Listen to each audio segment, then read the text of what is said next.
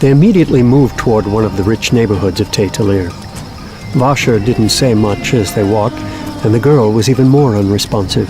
Vivenna worried for the child's mind. She had obviously had a rough couple of months. They passed from shanties to tenements to decent homes on tree-lined streets with burning lanterns. As they reached the mansions, Vasher paused on the street, setting the girl down. Child, I'm going to say some words to you. I want you to repeat them. Repeat them and mean them. The girl regarded him absently, nodding slightly. Vasher glanced at Vivenna. Back away. Vivenna opened her mouth to object, but thought better of it. She stepped back out of earshot. Fortunately, Vasher was near a lit street lamp, so she could see him well. He spoke to the little girl, and she spoke back to him. After opening the cage, Vivenna had taken the breath back from the thread. She hadn't stowed it somewhere else. And with the extra awareness she had, she thought she saw something. The girl's biochromatic aura, the normal one that all people had, flickered just slightly. It was faint. Yet with the first heightening, Vivenna could have sworn she saw it. But Denth told me it was all or nothing. You have to give away all the breath you hold, and you certainly can't give away part of a breath. Denth, it had been proven in other instances, was also a liar. Vasher stood, the girl climbing back into his arms. Vivenna walked up. Where's Daddy? Vasher didn't reply. I'm dirty. Mommy doesn't like it when I get dirty. The dress is dirty too. Vasher began walking. Vivenna hurriedly caught up. Are we going home? Where have we been? It's late and I shouldn't be out. Who's that woman? She doesn't remember. Doesn't remember where she's been. Probably doesn't remember anything of the entire experience. Vivenna looked again at Vasher, walking with his ragged beard, eyes forward, child in one arm, Nightblood in the other. He walked right up to a mansion's gates, then kicked them open. Vasher moved on to the mansion grounds, and Vivenna followed more nervously. Vivenna cringed at the sight of the guard dogs. Vasher gave the dogs a single solitary glance. Suddenly, the dogs trailed along happily, one hopping up and trying to lick his hands. What in the name of colors is going on? Some people were gathering at the front of the mansion, holding lanterns trying to see what had caused the barking. One saw Vasher, said something to the others, then disappeared back inside. By the time Vivenna and Vasher had reached the front patio, a man had appeared at the front doors. He wore a white nightgown and was guarded by a couple of soldiers. They stepped forward to block Vasher, but the man in the nightgown rushed between them. No, stay back. He took the child from Vasher's arms. Thank you. Thank you. Vivenna stood quietly, staying back. The dogs continued to lick Vasher's hands, though they noticeably avoided Nightblood. The man clutched his child before finally surrendering her to a woman who had just arrived. Oh, myself! You're safe! Thank you. Thank you. Why have you returned her? Those who took her have been punished. That's all that should matter to you right now. The man squinted. Do I know you, stranger? We've met. I asked you to argue against the war. That's right. You didn't need to encourage me, but when they took my Zell away from me, I had to stay quiet about what had happened. I had to change my arguments or they'd have killed her. Vasher turned away, moving to walk back down the path. Take your child, keep her safe, and make certain this kingdom doesn't use its lifeless for a slaughter. Yes, of course. Thank you. Thank you so much.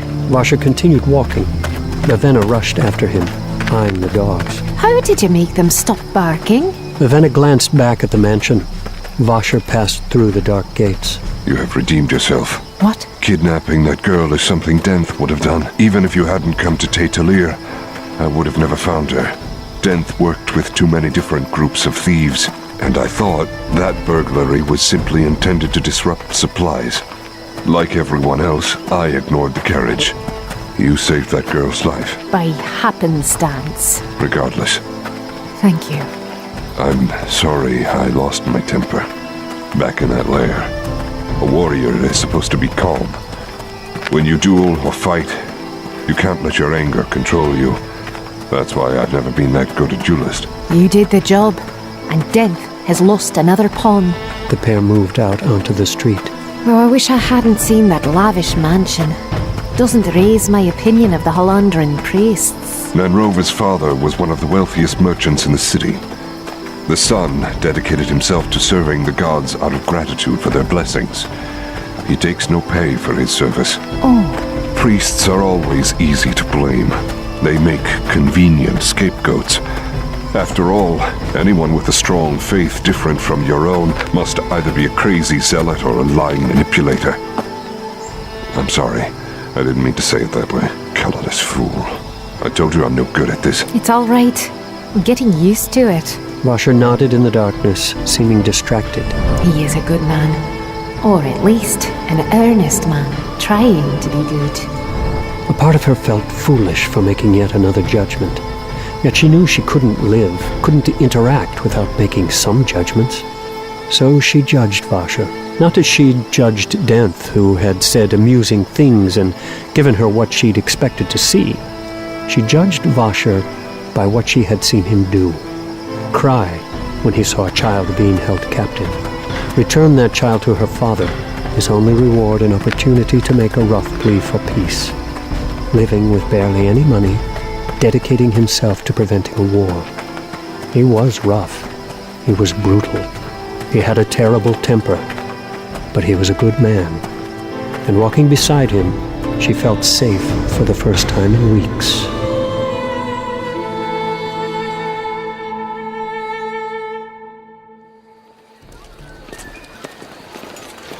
And so we each have 20,000.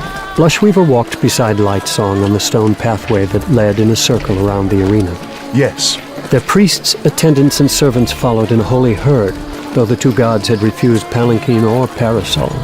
They walked alone, side by side. Lightsong in gold and red. Blushweaver, for once, wearing a gown that actually covered her. Amazing. How good she looks in something like that, when she takes the time to respect herself. Lightsong wasn't certain what made him dislike her revealing outfits. Maybe he'd been a prude in his former life, or maybe he simply was one now. He smiled ruefully to himself. How much can I really blame on my old self? That man is dead. He wasn't the one who got himself involved in the kingdom's politics. The arena was filling, and in a rare show, all of the gods would be in attendance. Only Weatherlove was late, but he was often unpredictable. Important events are imminent. They have been building for years now. Why should I be at the center of them? Lightsong's dreams the night before had been so odd.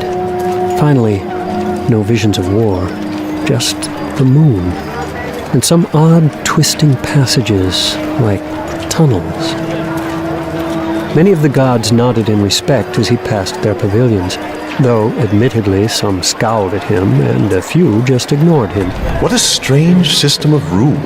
Immortals who only last a decade or two and who have never seen the outside world. And yet, the people trust us. I think we should share the command phrases with each other, Lightsong, so that we each have all 4.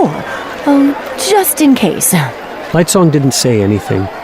She turned away from him, looking at the people in their colorful clothing, clogging the benches and seats. My, quite the crowd. And so few of them paying attention to me. Quite rude of them, wouldn't you say? Lightsong shrugged. Oh, that's right. Perhaps they're just, what was it? Stunned, dazzled, and dumbfounded. Lightsong smiled faintly, remembering their conversation a few months back, the day this had all started. Blushweaver looked at him, a longing in her eyes. Indeed. Or perhaps they're really just ignoring you, in order to compliment you. And how exactly does ignoring me make a compliment? It provokes you to be indignant, and we all know that is when you are in the best form. You like my form, then? It has its uses. Unfortunately, I cannot compliment you by ignoring you as the others do.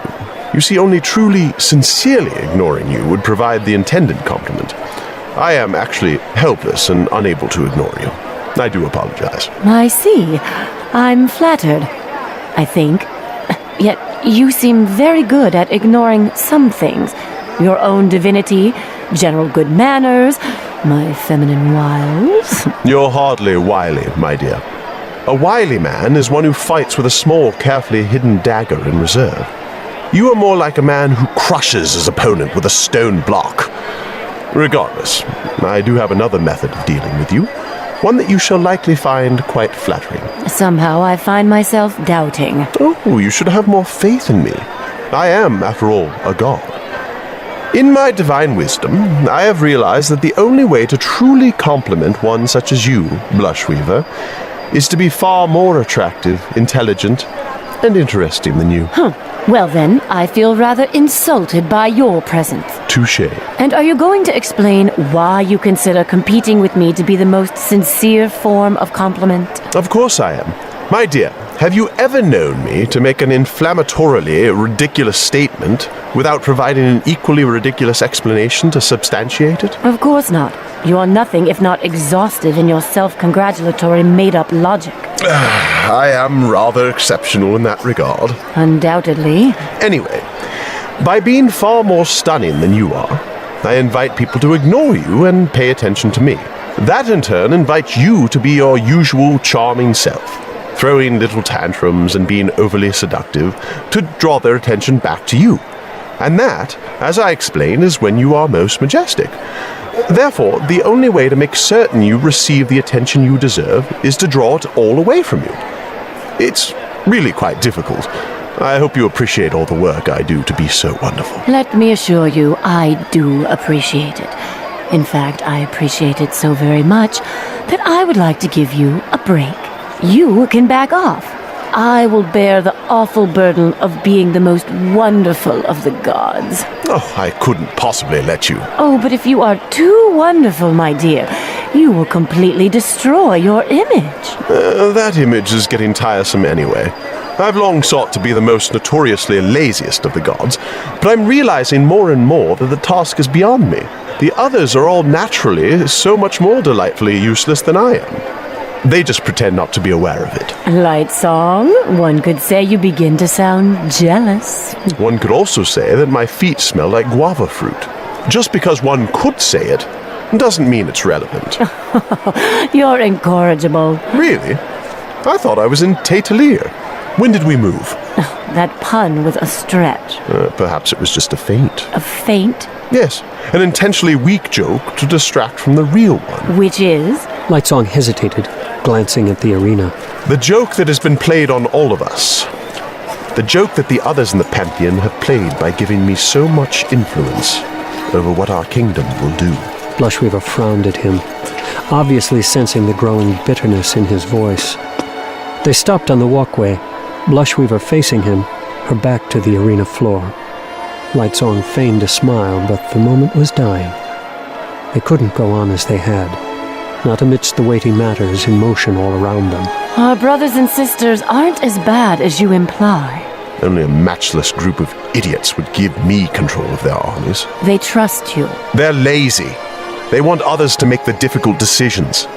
That's what this system encourages, Blushweaver. We're all locked in here, expected to spend our time in idleness and pleasure. And then we're supposed to know what is best for our country? We're more afraid of the outside than we're willing to admit. All we really have are artworks and dreams. That's why you and I ended up with these armies. Nobody else wants to be the one who actually sends our troop out to kill and die. They all want to be involved, but nobody wants to be responsible. Blushweaver looked up at him, a goddess of perfect form, so much stronger than the others, but she hid it behind her own veil of triviality. I know one thing that you said is true. And that is? You are wonderful, Lightsong. Lightsong stood there, looking into her eyes for a time. Widely set, beautiful green eyes. You're not going to give me your command phrases, are you? Lightsong shook his head. I brought you into this. You always talk about being useless, but we all know that you're one of the few who always goes through every picture, sculpture, and tapestry in his gallery. The one who hears every poem and song. The one who listens most deeply to the pleas of his petitioners. You are all fools. There is nothing in me to respect. No, you're the one who makes us laugh, even while you insult us. Can't you see what that does? Can't you see how you inadvertently set yourself above everyone else? You didn't do it intentionally, Lightsong, and that's what makes it work so well. In a city of frivolity, you're the only one who's shown any measure of wisdom. In my opinion, that's why you hold the armies. Lightsong didn't reply. I knew you might resist me, but I thought that I'd be able to influence you anyway. You can. As you've said, it's your doing that I'm involved in all this. I can't decide which feeling for you is stronger, Lightsong. My love or my frustration. I accept them both, Blushweaver. With honor.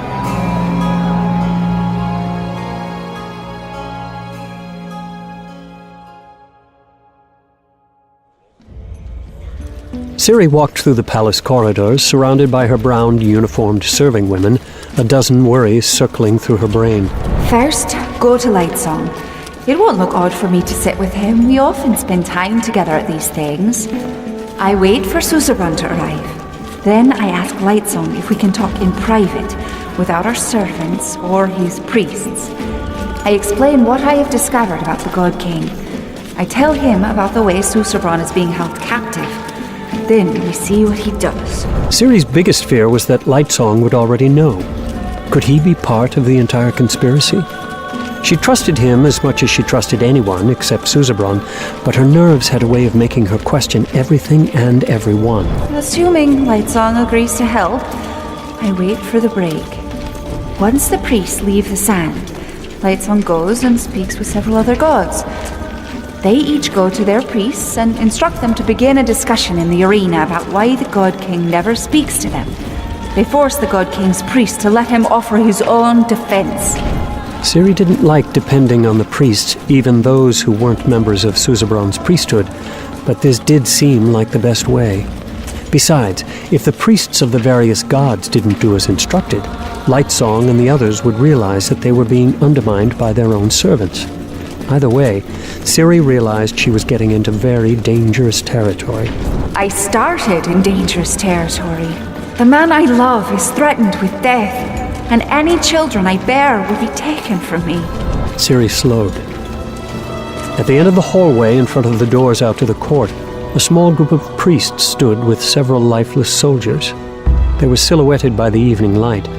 The priests turned toward her, and one pointed. Colors! Another group of priests was approaching up the back hallway. No, not now. The two groups of priests closed on her. Ciri considered running, but where? Dashing in her long dress, pushing through servants and lifeless, was hopeless. She raised her chin, eyeing the priests with a haughty stare, and kept her hair completely under control. What is the meaning of this? We're terribly sorry, Vessel, but it has been decided that you shouldn't be exerting yourself while in your condition. My condition? What foolishness is this? The child, Vessel.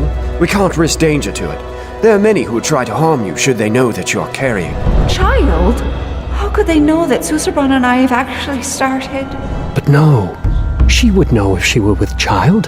However, she'd supposedly been sleeping with the God King for months now. That was just enough time for a pregnancy to have begun to show. It would sound plausible to the people of the city. Fool! Assuming that they've already found their replacement God King, I don't actually need to bear them a child. They just have to make everyone think I was pregnant. There is no child. You were just waiting. You just had to stall until you had an excuse to lock me away. Please, Vessel. The priest gestured for a lifeless to take her arm. She didn't struggle. She forced herself to remain calm, looking the priest in the eyes. He looked away. This will be for the best. It's for your own good. I'm sure it is.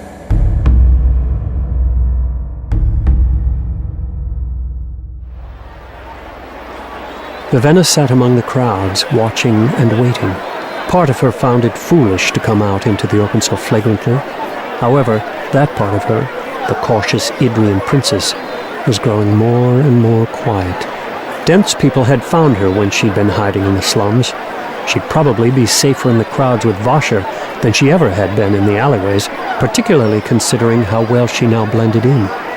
She hadn't realized how natural it could feel to sit in trousers and a tunic, brightly colored and completely ignored. Vasher appeared at the railing above the benches. She carefully slipped out of her seat Someone else took it immediately and walked toward him. The priests had already begun their arguments down below. Nanrova, his daughter restored to him, had started by announcing the retraction of his previous position. He currently was leading the discussion against war. He had very little support. Vivenna joined Vasher along the railing. He didn't carry Nightblood, at her insistence. He had left the sword behind with her own dueling blade. She wasn't certain how he'd managed to sneak the blade in the last time he'd come to the court, but the last thing they wanted was to draw attention. Well, If Denth is here, I couldn't find him. no surprise, considering the size of this crowd. There were bodies all around them, hundreds lining the railing alone. Where did they all come from? This is far more jammed than the other assembly sessions. People who are granted a one-time visit to the court can hold their token of entry until they want to use it. A lot of them use those at a general court assembly rather than one of the smaller meetings. It's their one chance to see all of the gods at once. Vivenna turned back to look over the throne. She suspected it also had to do with the rumors she'd heard. People thought that this session would be the one where the Pantheon of Return finally declared war on Idris. Nanrova argues well. Vivenna couldn't actually hear the priest because of the crowds. The Returned apparently had messengers relaying the transcripts. She wondered why someone just didn't order all the people to be quiet. That didn't seem to be the Halandran way. They liked chaos. Or at least they liked the opportunity to sit and chat while important events were in progress. Nanrova is being ignored.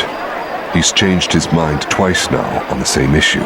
He lacks credibility. He should explain why he changed his mind then. He might, but I don't know. If the people knew his child had been kidnapped, it would make some more afraid, and they would decide that Idrian instigators had been behind it, no matter what he said.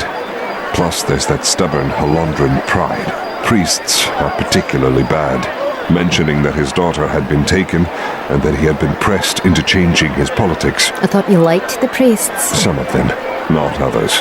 When Vasher said that, he eyed the God King's pedestal. Suzebron had yet to arrive, and they had started without him. Ciri wasn't there either. What annoyed Vivenna, since she'd been anticipating checking in on the girl, if only from a distance. Vasher looked back at the floor of the arena, leaning on the railing, looking anxious. What? Vasher shrugged. Tell me. I just don't like leaving Nightblood alone for too long. What's it going to do? We locked it in the closet. Vasher shrugged again. Honestly, you would think that you'd admit that bringing a 5-foot-long black sword out in public would be rather conspicuous. It doesn't help, mind you, that said sword bleeds smoke and can talk in people's minds. I don't mind being conspicuous. I do. You're right, of course.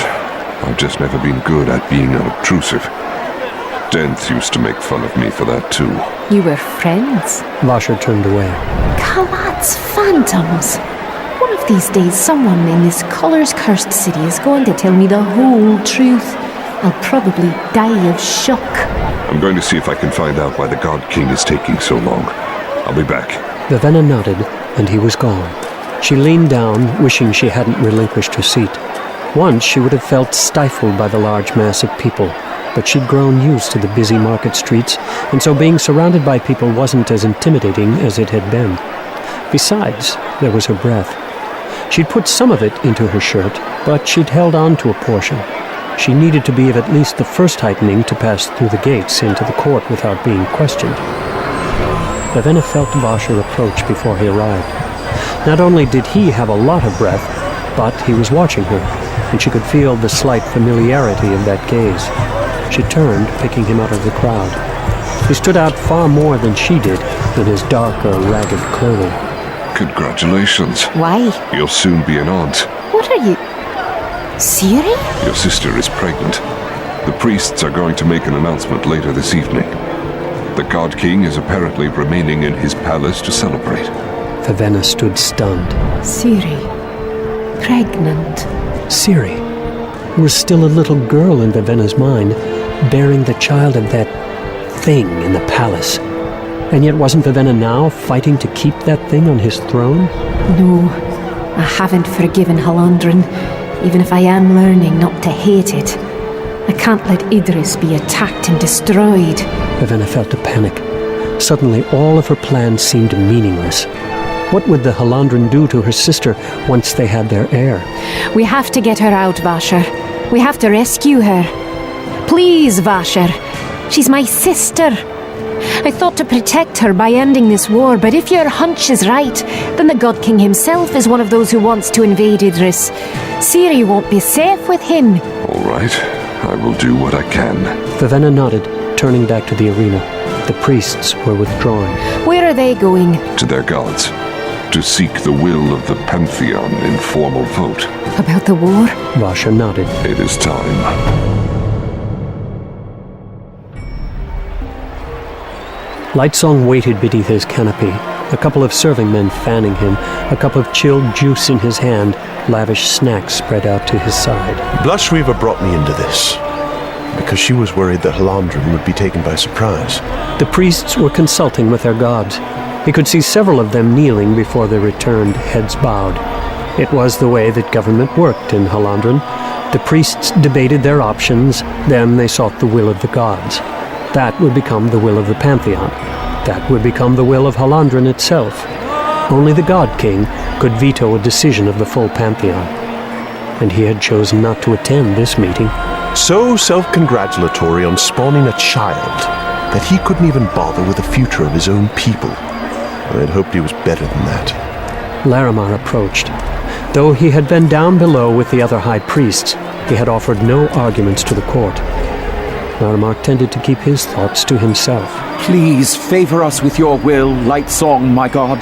Lightsong didn't respond. He looked up across the open arena to where Blushweaver's canopy stood, verdant in the dimming evening light. Oh god, please, give me the knowledge I seek. Should we go to war with our kinsmen, the Idrians? Are they rebels who need to be quelled? Priests were already returning from their supplications. Each held aloft a flag indicating the will of their god or goddess. Green for a favorable response, red for dissatisfaction with the petition. In this case, green meant war. So far, 5 of the returning 7 flew green. Your Grace? Lightsong stood up. They vote. But what good are their votes? They hold no authority. Only 2 votes really matter. More green. Flags flapped as priests ran down the walkways. The arena was abuzz with people. They could see the inevitable. To the side, Lightsong could see Laramar following him. The man must be frustrated. Why didn't he ever show it? Lightsong approached Blushweaver's pavilion. Almost all of the priests had gotten their answers, and the vast majority of them carried flags of green. Blushweaver's high priestess still knelt before her. Blushweaver, of course, waited upon the drama of the moment.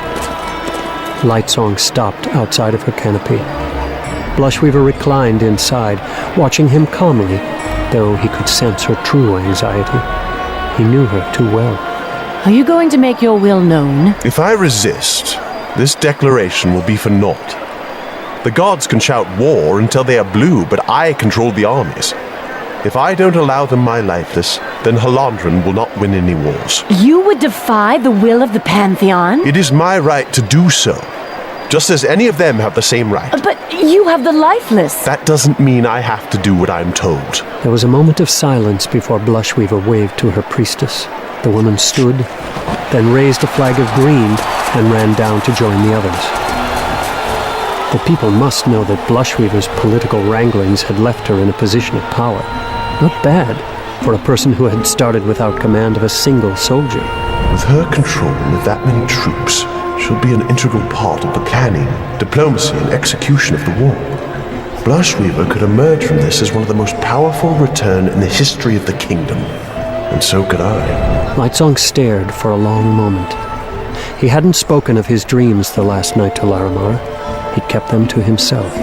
Those dreams of twisting tunnels and of the rising moon, just barely cresting the horizon. Could it be possible that they actually meant something? He couldn't decide about anything. I need to think about this some more. What? What about the vote? Lightsong shook his head. Lightsong, you can't leave us hanging like this. Actually, I can. I'm frustrating like that. He left the arena, heading back to his palace without giving his vote.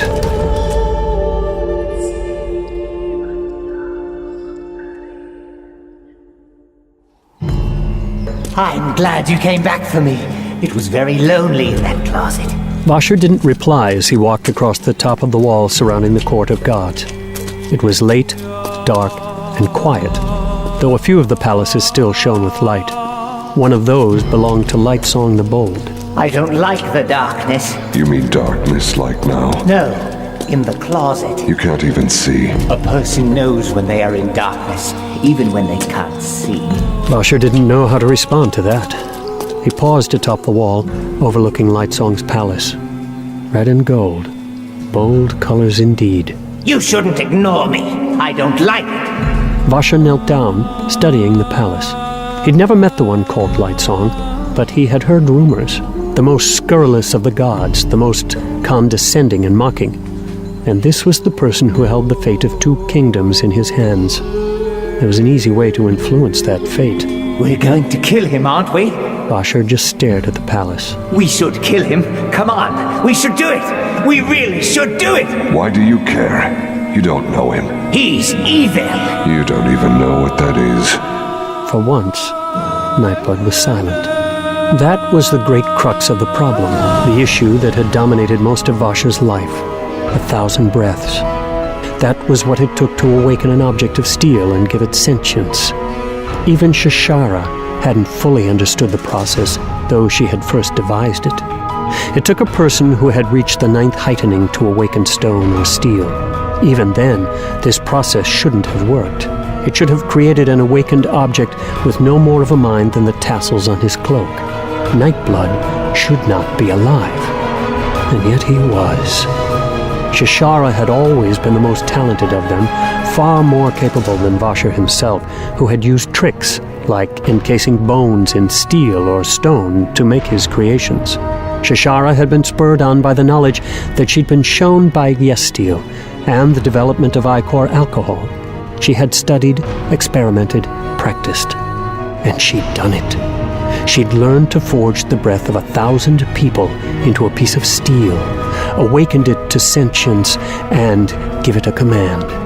That single command took on immense power, providing a foundation for the personality of the object awakened. With Nightblood, she and Vasher had spent much time in thought, then finally chosen a simple yet elegant command. Destroy evil! It had seemed like such a perfect logical choice. There was only one problem, something neither of them had foreseen.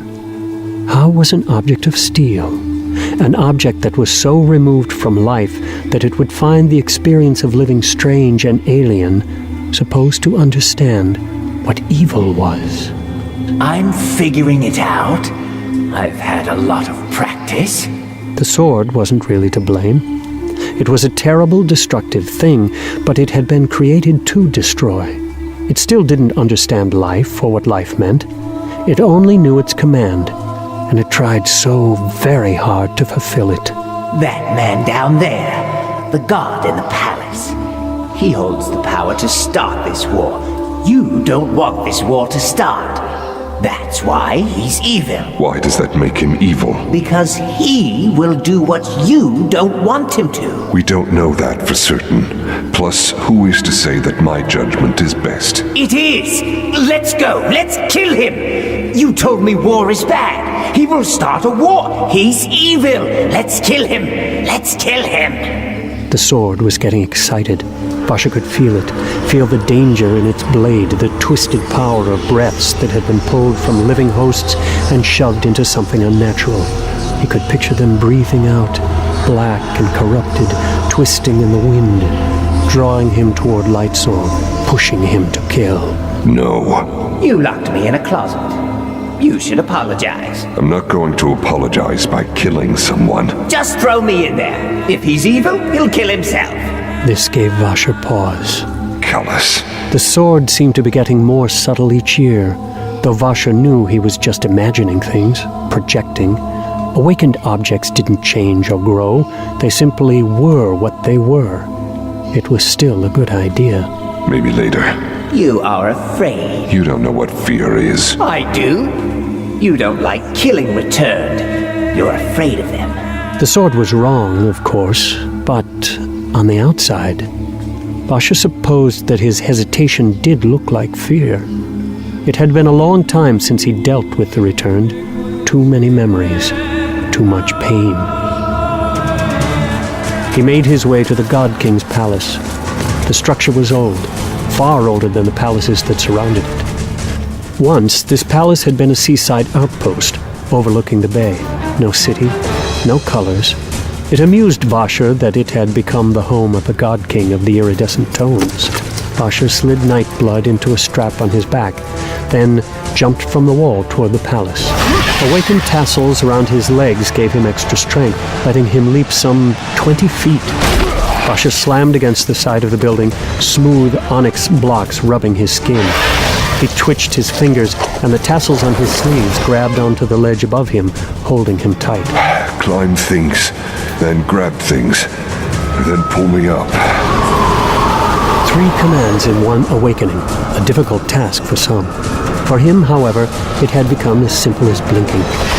The belt untied itself, revealing it to be far longer than it looked when wrapped around him.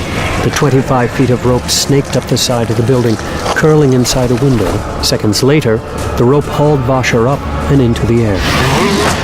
Awakened objects could, if created well, have much more strength than regular muscles.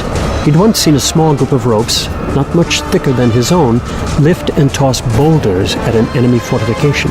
He released his tassel grips, then pulled Nightblood free as the rope deposited him inside the building.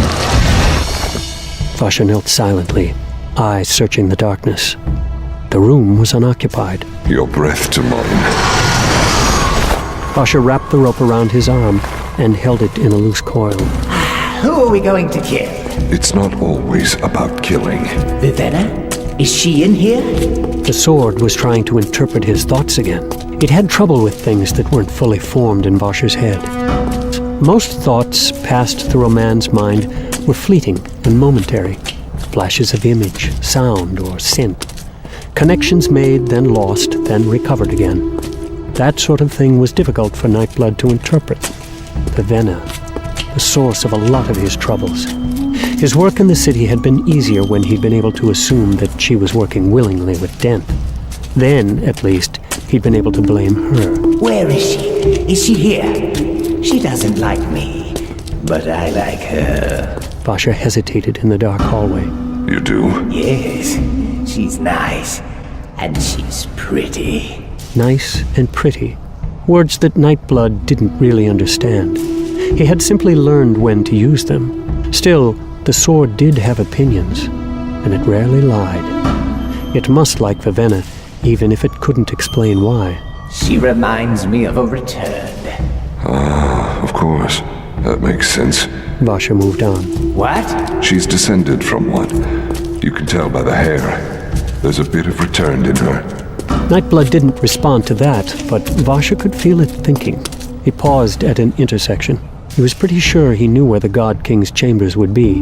However, a lot of the interior seemed different now. The fortress had been stark, built with odd twists and turns to confuse an invading foe. Those remained. All the stonework was the same. But the open dining halls, or garrison rooms, had been split into many smaller rooms, colorfully decorated in the mode of the Halandran upper class. Where would the God King's wife be? If she were pregnant, she'd be under the care of servants, one of the larger complex of chambers he assumed on a higher level. He made his way to a stairwell. Fortunately, it seemed late enough that there were very few people awake. The sister, that's who you're after. You're rescuing Vivenna's sister. Vasha nodded quietly in the darkness, feeling his way up the stairs, counting on his biochroma to let him know if he approached anyone. Though most of his breath was stored in his clothing, he had just enough to awaken the rope and to keep him aware. You like Vivenna too? Nonsense. Then why? Her sister. She's a key to all of this somehow. I realized it today. As soon as the Queen arrived, the real move to start the war surged. Nightblood fell silent. That kind of logical leap was a bit too complex for it. I see. At the very least, she's a very handy hostage for the Halandran. The God King's priests, or whoever's behind this, can threaten the girl's life should the war go poorly for them. She makes an excellent tool. One you intend to remove. Vasha nodded, reaching the top of the stairwell and slinking through one of the corridors. He walked until he sensed someone nearby, a maidservant approaching. Grab and pull to me. Vasha awakened his rope, stood in the shadows of an alcove and waited. As she passed, the rope shot from the shadows, wrapped around her waist, and yanked her into the darkness.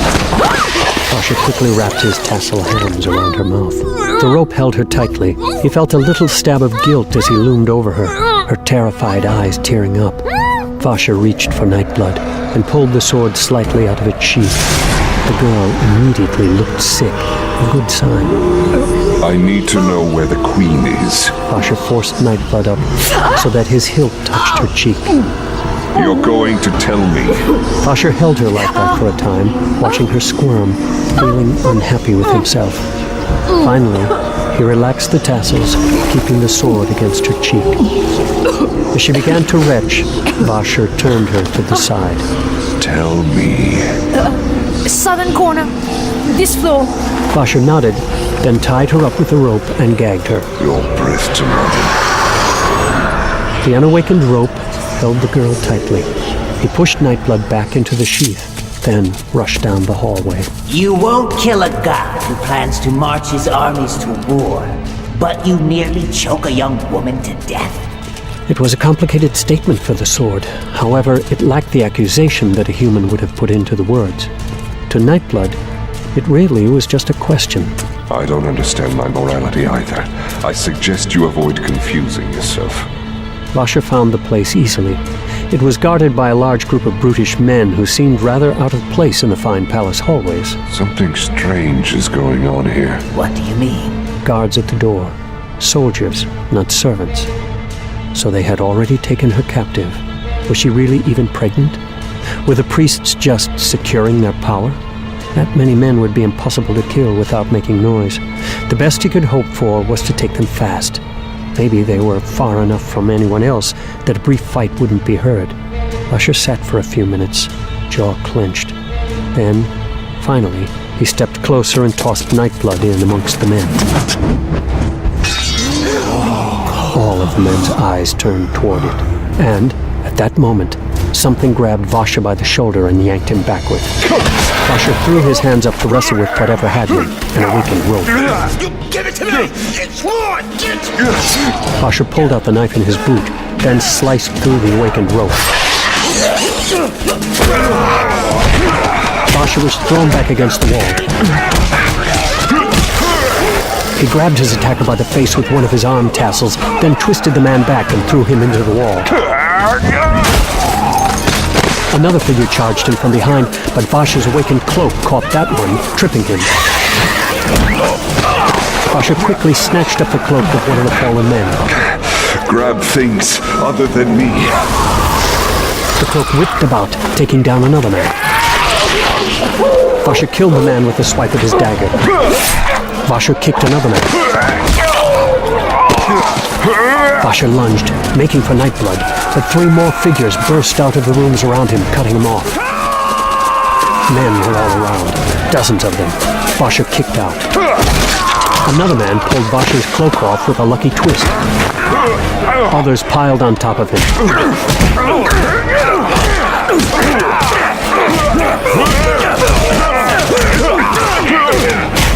And then another awakened rope snapped out, tying his legs together. Vasha reached for his vest. Your breath!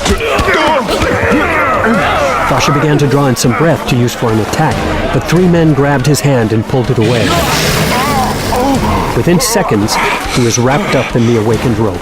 His cloak still fought against three men who were struggling to cut it up, but Vasha himself was pinned. Someone emerged from the room to his left. My good friend. Denth nodded for one of his lackeys, the one known as Tonk Fa, to move down the hallway toward the Queen's room. Denth knelt beside Vasha. Very good to see you.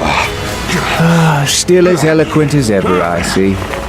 You know the best thing about you, Vasha. You're solid, predictable.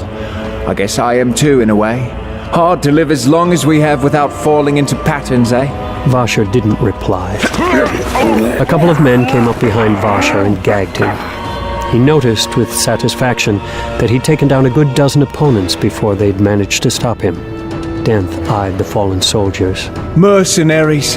No risk is too great, assuming the pay is right. And you were always to be my payment, Vasher. I owe you for Shashara even still.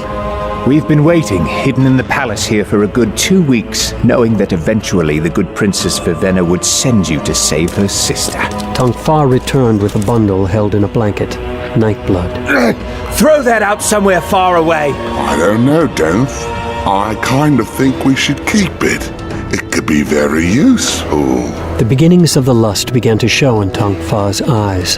The desire to draw Nightblood, to use the sword, to destroy evil. Really, just to destroy. Denth stood and snatched the bundle away. Then he smacked Tongfa on the back of the head. Stop whining, I just saved your life. Go check on the Queen and clean up that mess. I'll take care of the sword myself. You always get so nasty when Vasher's around. Tongfa waddled away. Denth wrapped up Nightblood securely. Vasher watched, hoping to see the lust appear in Denth's eyes. Unfortunately, Denth was far too strong-willed to be taken by the sword. He had nearly as much history with it as Vasher did. Take away all his awakened clothing, then hang him up in that room over there. He and I are going to have a long talk about what he did to my sister.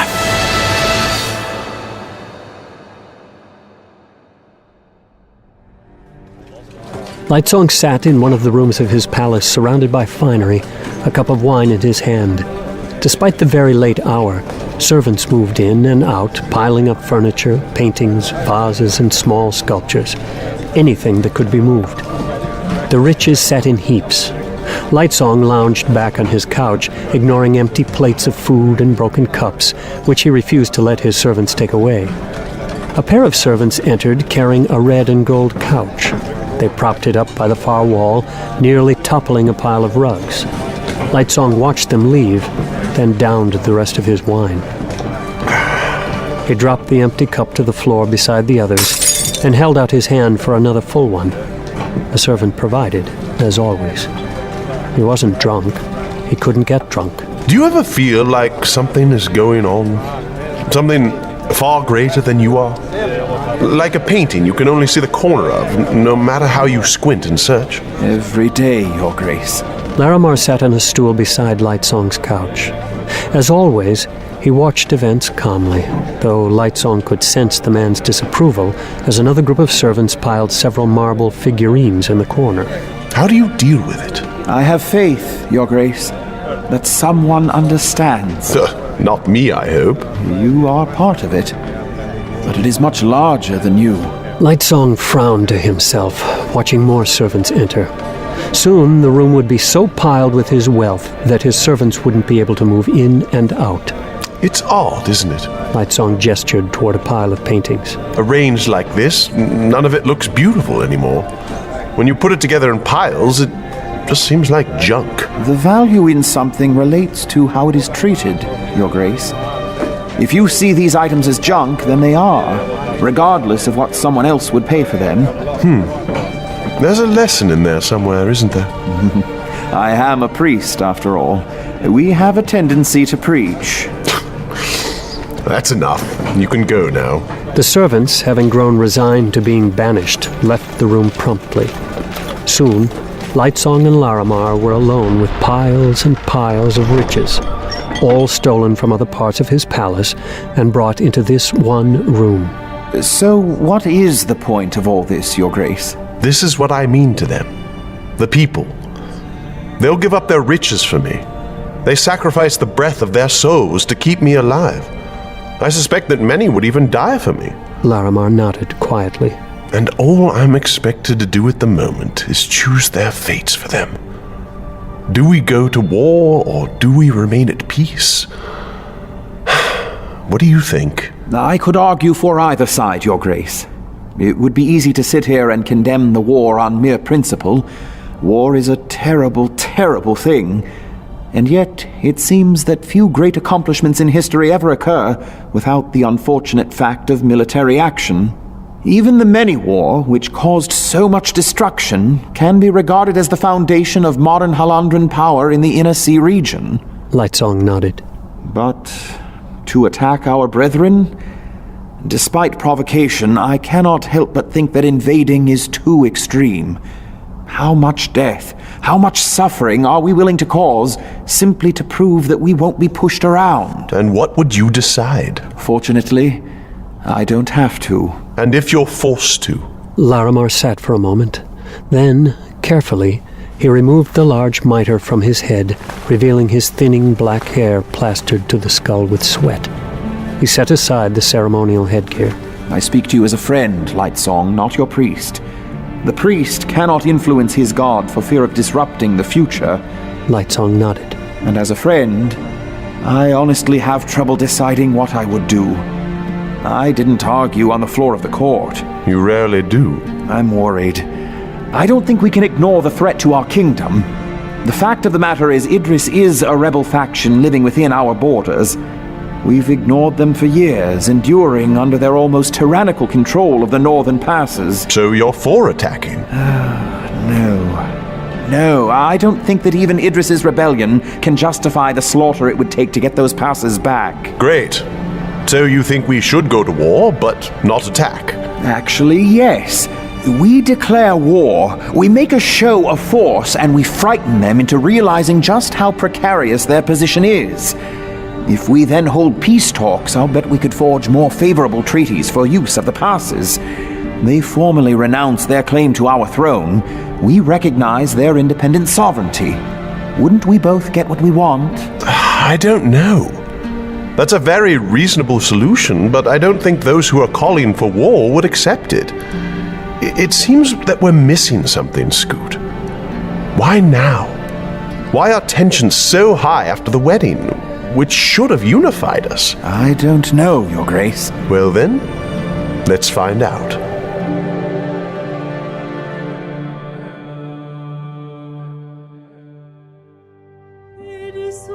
Ciri would have been annoyed if she hadn't been so terrified. She sat alone in the black bedchamber. It felt wrong for Susebron to not be there with her. She'd hoped that maybe he would still be allowed to come to her when night fell. But, of course, he didn't arrive.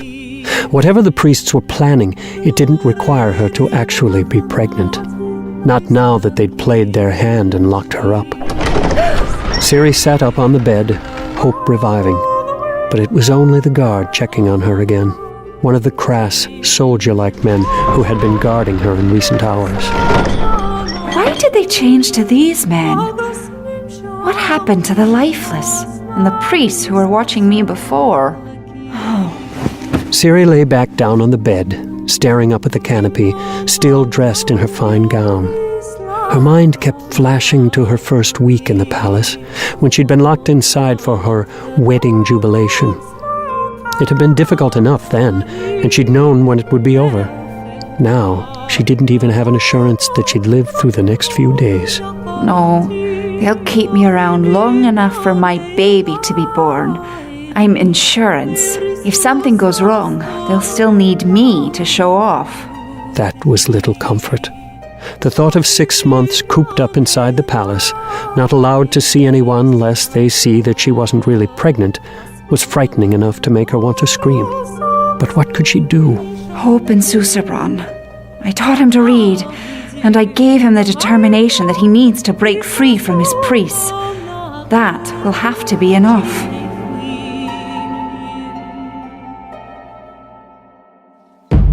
Your Grace, are you certain you want to do this? Lightsong crouched down, peeking through the bushes toward Mercy Star's palace. Most of the windows were dark. That was good. However, she still had a number of guards patrolling the palace. She was afraid of another break-in, and rightly so. In the distance, he saw the moon just barely rising into the night sky. It almost matched the position he had seen in his dream the night before, the same dream where he'd seen the tunnels. Were these things really symbols? Signs from the future? Lightsong still resisted. The truth was, he didn't want to believe he was a god. It implied too many things. But he couldn't ignore the images, even if they were just spoken from his subconscious. He had to get into those passages beneath the court of gods, had to see if, at last, if there was something prophetic about what he had seen. The timing seemed important. The rising moon, just another degree or so. There. Lightsong looked down from the sky.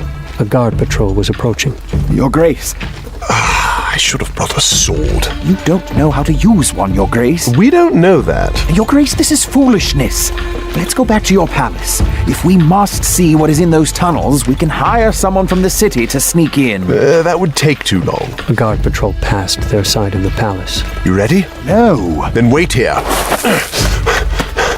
Lightsong took off in a dash toward the palace. Kalad's phantoms! Lightsong didn't look back. He just kept running toward the open window. Lightsong climbed up through the window, then reached a hand out to help Larimar when he arrived. You really need to exercise more regularly, Scoot. Lightsong crept toward the doorway and peeked out into the hall beyond. I wonder why the man who attacked the building didn't come in through the window. Then, Lightsong noticed that the guard standing at the inner doorway had an easy view of this particular room. Well then, time for the backup plan. Lightsong walked out into the hallway. Larimar followed, terrified as Lightsong walked straight toward the guards. Hello. Lightsong turned from the guards and walked down the hallway. Wait! Stop! You dare command a god? The guard froze. Then they glanced at each other. They're going to alert others. We'll be caught. Then we should move quickly. Not again. They quickly reached the trap door. Lightsong knelt, feeling around for a few moments before finding the hidden clasp. Down we go. Larimar shook his head in resignation, then climbed down the ladder into darkness. Lightsong grabbed a lamp off the wall and followed. The bottom wasn't very far down. Lightsong found a tired Larimar sitting on some boxes in what was obviously a small storage cellar. Congratulations, Your Grace. We found the secret hiding place of their flower. Lightsong moved through the chamber, poking at the walls. Something living. He pointed at one wall. That direction. I can feel it with my life sense. Larimar raised an eyebrow, standing. They pulled back a few boxes, and behind them was a small tunnel entrance cut into the wall. Lightsong smiled, then crawled down through it, pushing the lamp ahead of him. I'm not sure I'll fit. If I fit, you will. Eventually, Lightsong passed out of another hole into a much larger tunnel, lit by several lanterns hanging from one of the walls. He stood up, feeling self-satisfied as Larimar squeezed through. Lightsong threw a lever and let a grate drop down over the opening. There. They'll have trouble following now. And we'll have trouble escaping. Escape? Why would we want to do that? Pardon me, Your Grace, but it seems to me that you are getting far too much enjoyment from this experience. Well, I'm called Lightsong the Bold. It feels good to finally be living up to the title. Now, hush. I can still feel life nearby. The tunnel was obviously man-made and resembled Lightsong's idea of a mine shaft, just like the image from his dreams. The tunnels were several branches, and the life he sensed was straight ahead. Lightsong didn't go that way, but instead turned left toward a tunnel that sloped steeply downward. He followed it for a few minutes to judge its likely trajectory. Figured it out yet? The lifeless barracks. If this tunnel continues this way, it will lead us directly to them. Why would they need a secret tunnel to the barracks? Any god can go there whenever he wants. Larimar shook his head and they continued down the tunnel. Sure enough, after a short time, they arrived at a trap door in the ceiling, which, when pushed up, led into one of the dark, lifeless warehouses. Lightsong looked out at the endless rows of legs, barely illuminated by his lamp. He pulled his head back down, closed the trap door, and they followed the tunnel further. It goes in a square. With doors up into each of the lifeless barracks, I'll bet. Larimar reached out, taking a piece of dirt from the wall and crumbling it between his fingers. This tunnel is newer than the one we were in up above. Lightsong nodded. Yeah, we should keep moving. Those guards in Mercy Star's palace know we're down here. I don't know who they'll tell, but I'd rather finish exploring before we get chased out. They walked back up the steep tunnel to the main one, just below the palace. Lightsong still felt life down a side tunnel, but he chose the other branch to explore. It soon became apparent that this one split and turned numerous times. Tunnels to some of the other palaces? Lightsong poked at a wooden beam used to support the shaft. Old. Much older than the tunnel to the barracks. Larimar nodded. All right then. Time to find out where the main tunnel goes. Larimar followed as Lightsong approached the main tunnel. Lightsong closed his eyes, trying to determine how close the life was. It was faint, almost beyond his ability to sense. If everything else in this catacomb hadn't been merely rocks and dirt, he wouldn't have noticed the life in the first place. He nodded to Larimar, and they continued down the tunnel as quietly as possible. Did it seem that he was able to move with surprising stealth? Did he have unremembered experience with sneaking about? He was certainly better at it than Larimar. Of course, a tumbling boulder was probably better at moving quietly than Larimar, considering his bulky clothing. The tunnel went on straight for a time without branches. Lightsong looked up, trying to estimate what was above them. The God King's palace? He couldn't be certain. It was difficult to judge direction and distance under the ground. He felt excited, thrilled. This was something no god was supposed to do. Sneaking at night, moving through secret tunnels, looking for secrets and clues. Odd. They give us everything they think we might want. They gilt us with sensation and experience, and yet real feelings, fear, anxiety, excitement, are completely lost to us. Larimar, stop! Listen. He came for the princess's sister, as I said he would. You have what you want, then. Really, you pay far too much attention to that one. Do not underestimate Varsha. He has accomplished more in his life than 100 men, and has done more for the good of all people than you will ever be able to appreciate. Aren't you planning to kill him? Yes. You're a strange one, Denth. However, our goal is accomplished. You people don't have your war yet. We will. Lightsong crouched beside a small pile of rubble. He could see light up ahead, but couldn't distinguish much beyond some moving shadows. His luck seemed remarkably good in arriving to hear this conversation. Was that proof that his dreams were indeed foretellings?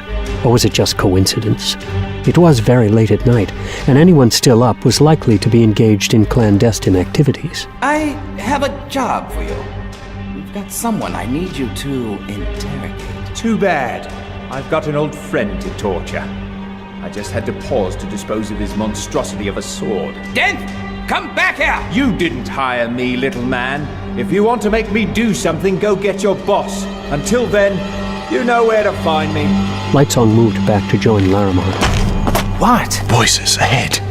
Talking about the war. Who were they? I don't know, but I'm going to find out. Wait here while I... The sound came from the same place he had heard the voices, and it sounded like... Blushweaver! You will let go of me! Lightsong's heart was pounding. He took a step. Your Grace, we should go for help! We are help! Then, surprising himself, he charged down the tunnel. He quickly approached the light, rounding a corner and coming into a section of tunnel that had been worked with rock. In seconds, he was running on a smooth stone floor and burst into what appeared to be a dungeon. Blushweaver was tied into a chair. A group of men wearing the robes of the God King's priests stood around her with several uniformed soldiers. Blushweaver's lip was bleeding, and she was crying through a gag that had been placed over her mouth. She wore a beautiful nightgown, but it was dirty and disheveled. The men in the room looked up in surprise, obviously shocked to see someone come up behind them. Lightsong took advantage of the shock and threw his shoulder against the soldier nearest to him. Lightsong knelt down and quickly pulled the fallen soldier's sword from its sheath. Who's first? The soldiers regarded him dumbly. I say you! Lightsong missed the man by a good 3 inches, fumbling and off balance from the lunge. The guard finally realized what was going on and pulled out his own sword. The priests backed against the wall. Blushweaver blinked at her tears, looking shocked. The soldier nearest Lightsong attacked, and Lightsong raised his blade awkwardly, trying to block, doing a horrible job of it. The guard at his feet suddenly threw himself at Lightsong's legs. Then, one of the standing guards thrust his sword into Lightsong's thigh.